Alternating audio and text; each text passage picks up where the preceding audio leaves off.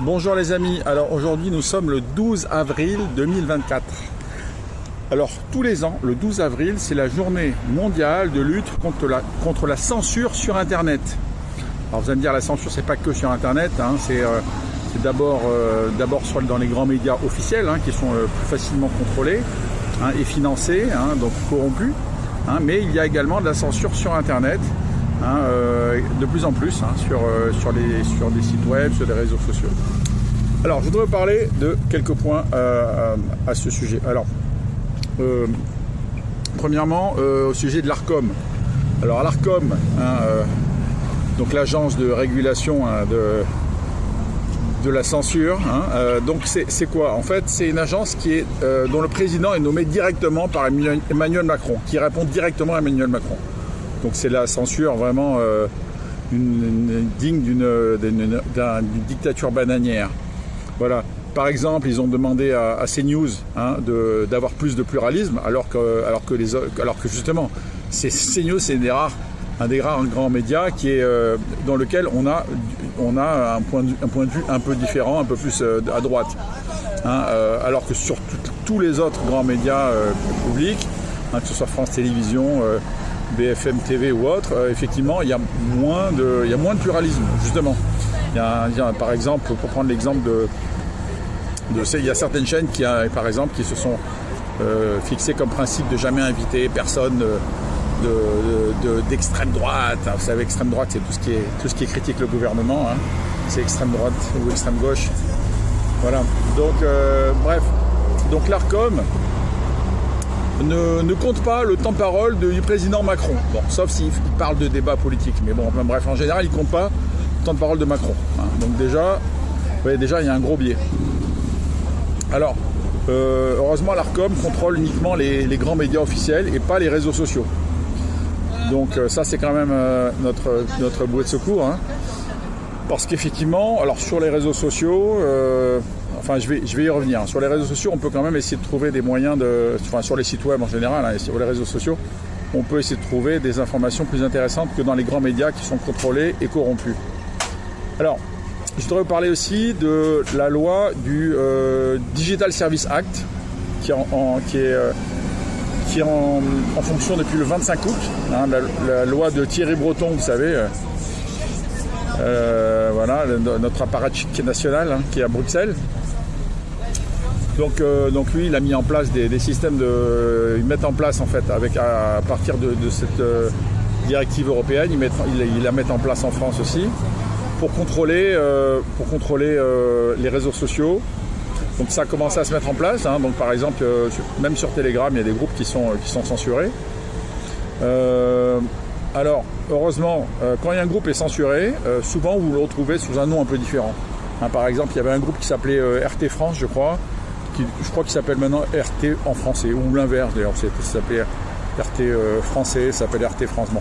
Bref, vous cherchez un peu, vous trouvez. Nous on a un groupe, moi avec mes amis, on a un groupe sur Telegram qui s'appelle Le Grand Réveil. Vous pouvez chercher legrandréveil.org ou legrandréveil-org. Voilà.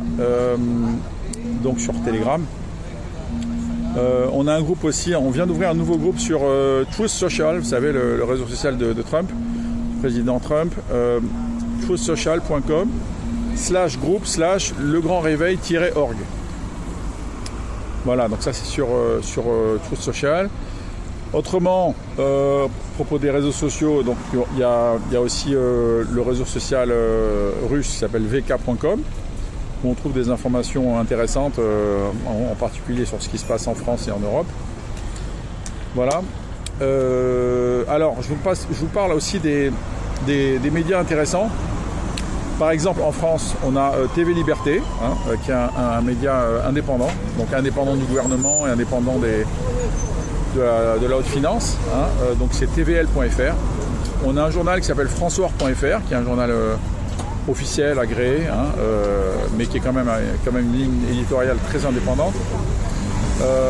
Sinon, il y a des journaux étrangers aussi, comme Epoch Times, qui existe en français ou en anglais, c'est très intéressant. C'est international, il y a l'actualité sur la France, sur l'Europe aussi, sur les États-Unis beaucoup, très très intéressant, sur la Chine beaucoup. Il y a NTD France aussi, pareil, hein, c'est un peu la même mouvance. Hein, en gros, à l'origine, c'est des mouvements d'opposition contre le Parti communiste chinois qui sont devenus des médias indépendants, mais qui parlent de tous les sujets de l'international. Donc les deux, la Epoch Times et NTD France. Sinon, il y a un média allemand qui s'appelle KLA TV, c'est KLA.tv, qui est intéressant. Alors c'est en allemand, mais vous pouvez mettre le traducteur automatique, hein, parce que tous les articles sont écrits en allemand, mais vous activez un traducteur automatique dans votre navigateur web, et vous avez tous les articles traduits en français. Voilà, je crois même qu'ils ont je crois que certaines vidéos en français aussi. Hein.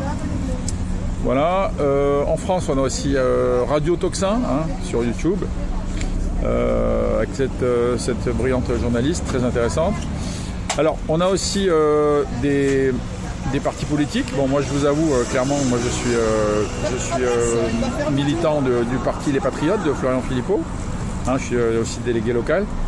Donc ce qui est intéressant, c'est que vous pouvez écouter Florian Philippot tous les jours sur YouTube. Il a actuellement il a actuellement 500 000 abonnés. Donc c'est quand même beaucoup. 500 000 abonnés sur YouTube. Donc c'est quand même une grosse. Aussi, si certains sites sont censurés, on peut y accéder aussi avec un VPN. Donc il y a des VPN gratuits. Hein. Vous pouvez utiliser par exemple un VPN gratuit qui s'appelle Psiphon. P-S-I-P-H-O-N. Psiphon, c'est un VPN gratuit qui fonctionne sur toutes les plateformes. Hein. Windows, Mac, Android, un peu partout. Voilà. Sinon il y a des VPN payants aussi qui existent. Hein. Voilà. Et donc vous pouvez accéder comme ça à des sites qui sont censurés. Bon voilà, c'est tout ce que je voulais vous dire pour cette journée internationale contre la censure sur Internet. Et donc, écoutez, le combat continue hein, et il faut s'informer auprès de médias indépendants. Voilà, pour essayer de sortir de la dépendance. Hein, c'est-à-dire que les grands médias sous contrôle essayent de vous enfermer pour éviter que vous soyez éveillés. Voilà, donc il faut se réveiller les amis.